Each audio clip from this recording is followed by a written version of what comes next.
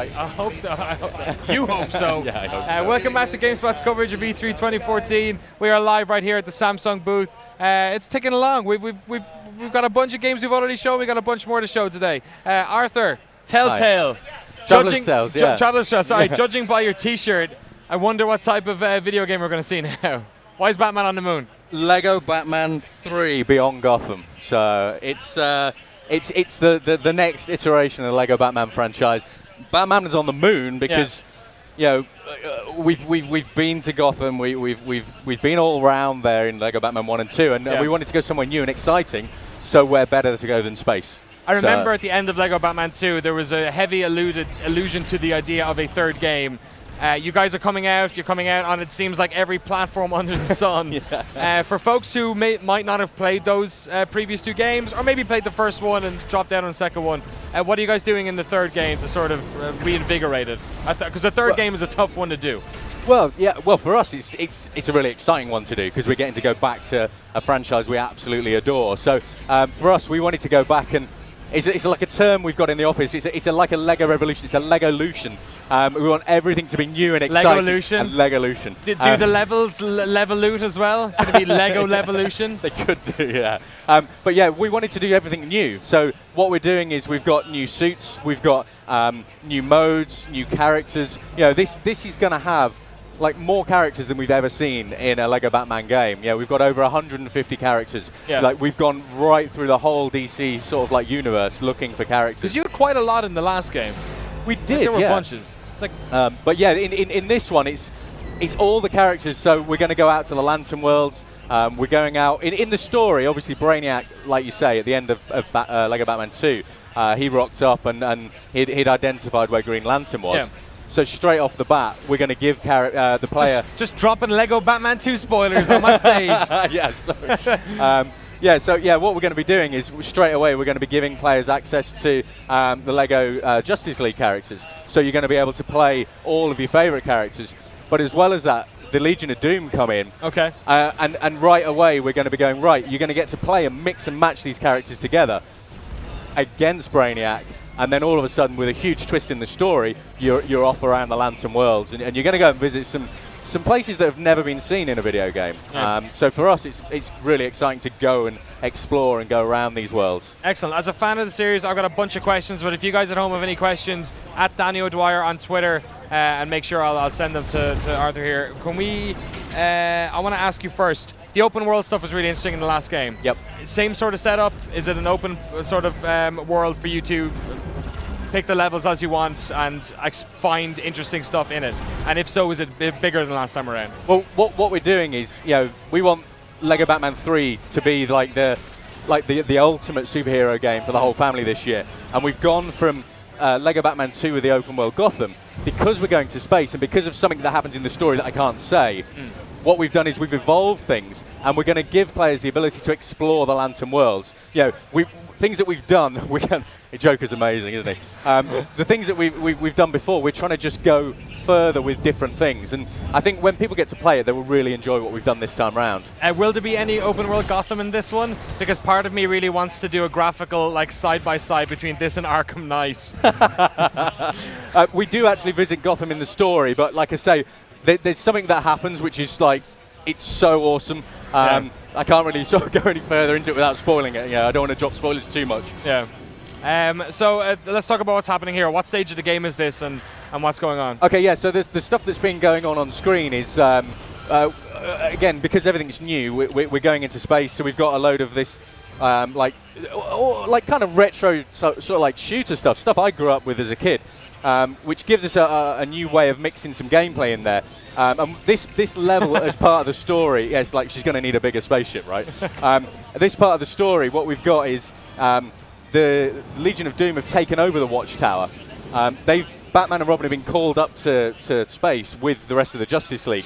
And the idea is they've got to kind of break in and sort out the Legion of Doom. And this is kind of a precursor to where Brainiac comes in the story. So what we're doing here is you can see Batman and Robin have got this whole new gadget wheel. It enables really, really quick, slick movement between suits. They've also got suits that are all new and exciting. So we've got a couple of fan favourites from Batman 1 and 2, and then a whole load of new exciting suits because we want to give people new exciting things to do.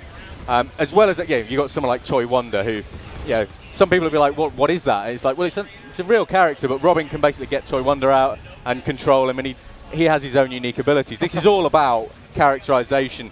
We've got, obviously, Cyborg. Now, Cyborg's evolved from the first game. This time round, again, he's got a whole load of new suits.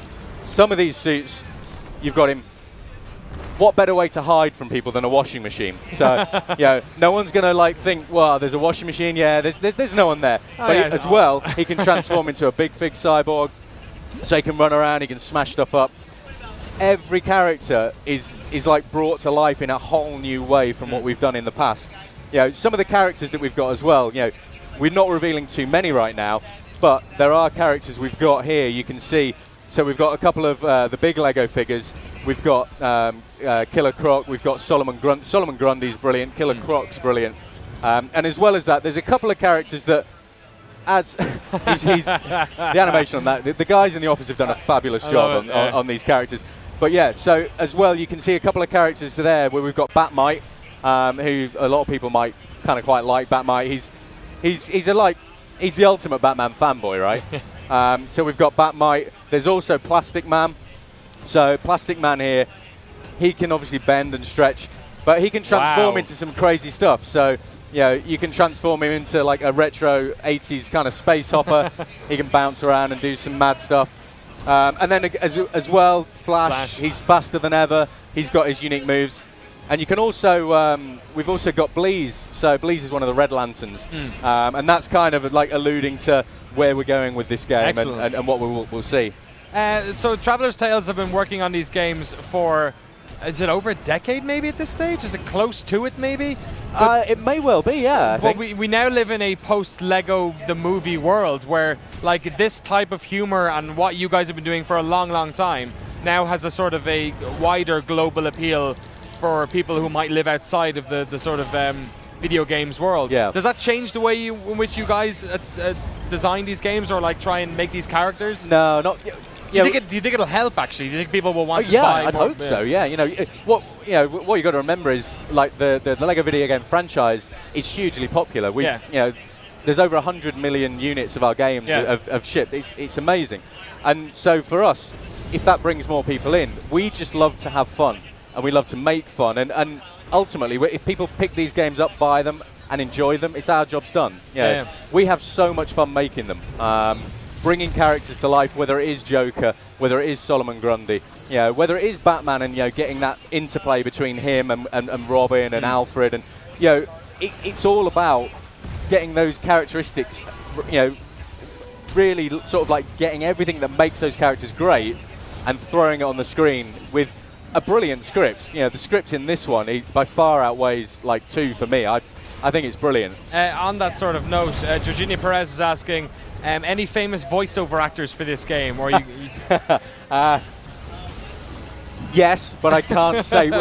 We have such an amazing cast. Like we've been doing voice recordings, and I'm sat there at the other end of the phone dialing in and giving direction and stuff, and I'm like, I can't believe he's on the phone. And it's like, and you're having fun, and these guys are reading the script, and you just hear them burst out laughing. We have to extend the sessions because they're having fun reading stuff, and obviously down the line we'll announce who we've got. No little clues.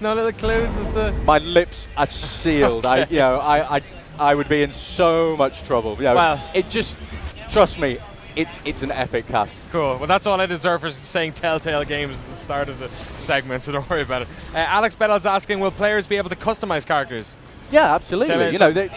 It's part and parcel of what makes the Lego games great. We want people to go make their own heroes, taking all the components from the heroes, from the villains, and just make their own crazy characters. Assign them superpowers and effectively just create your own superhero.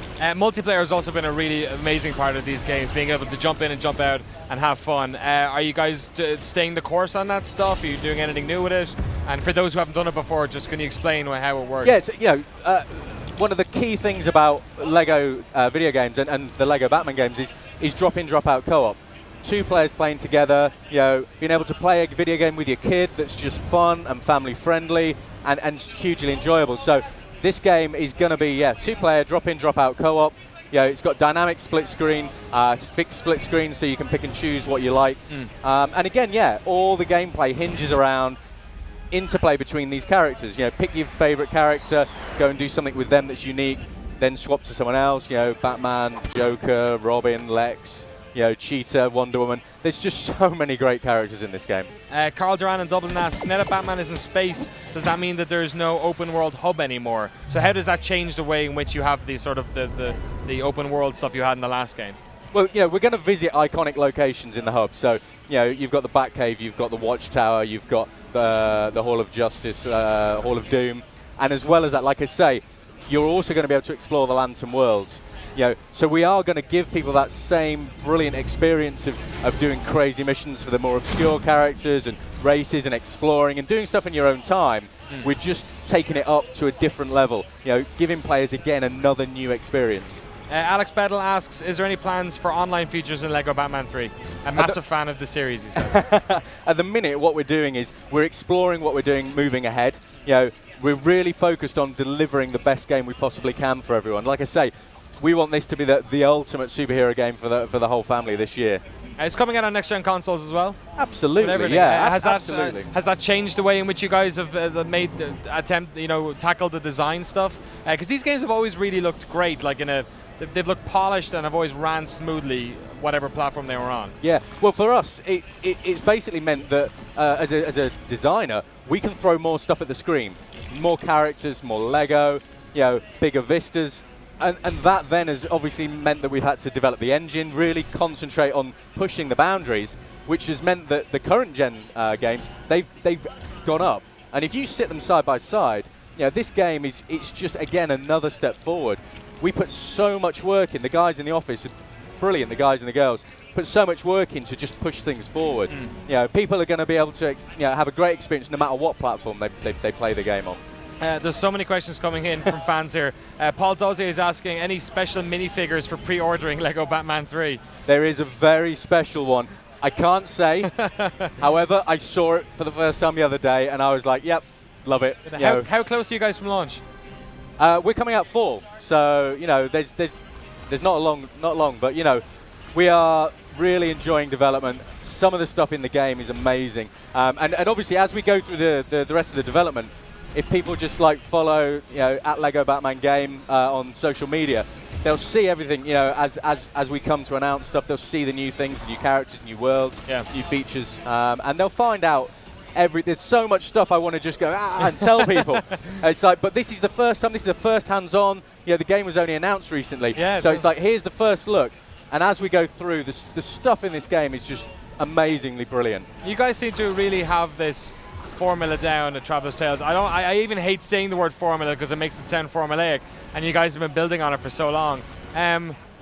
Do you ever miss making other types of games, or are you happy creating? So, because now we're on the third Batman, there was so many Star Wars ones as well as Indiana Jones. You've done so many. Is there ever a part of you guys that wishes you could try something else, or are you happy making this series? Well, speaking personally, I didn't even know. Someone actually messaged me and told me. Yesterday was my 15th anniversary at TC. Oh, right? Really? Okay. So 15 years. Long time. But every day I go into work, I'm excited. I never get tired. And that's probably the answer to the question. And the whole team, we have a load of really talented people. They all come in. Every day's different. And you're working on, the biggest properties you can. Who can't be excited about working on a Lego Batman video game? Yeah, with it's Lego, these characters? it's Batman. Yeah, I loved Lego as a kid. I love making Lego video games. And you see the joy on kids' faces when and adults actually. You see the joy in their faces when they play these games, and that's enough. That to me is yep, doing a great thing. We'll keep doing what we're doing. We love it. Was the Lego movie a pleasant surprise? Because it was, I was surprised at how great it was. I couldn't believe how much fun it was. I loved it. I went actually twice to the cinema. Yeah. I took my daughter Lily, and me and her we were laughing all the way through. It was one of those movies where you thought, I'm going to have a laugh, but then you got to the point where it's like, no, that's hurting my jaw. Just back there. Yeah.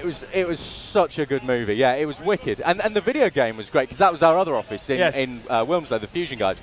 They did a great job, and I enjoyed playing that one because obviously we work on different ones. Yeah. So you know, when we finish mine, it's like, oh, I'll go and catch up with what the other guys are doing. So what I loved about that movie is that I felt that whoever had worked on it, that at least someone there had played these games, because the humor that you guys have always put into these, I feel was representative there. But it was beautiful as well. Yeah. So you looked at it and it was just you could almost grab the Lego. Oh, it's so good. Great. So Arthur good. Parsons, Telltale Games, Traveler's Tale Games. I was waiting to see if you do it again. I apologize. No, for it's that. okay. Lego Batman 3, when's it out? And could you name every single platform that it's coming out I'll on? have a go. So it's coming out on PS4, PS3, Xbox 360, Xbox One, PC, Mac, 3DS, PS Vita, and Wii U. And it's coming out fall this year, and everyone should get it because it's amazing.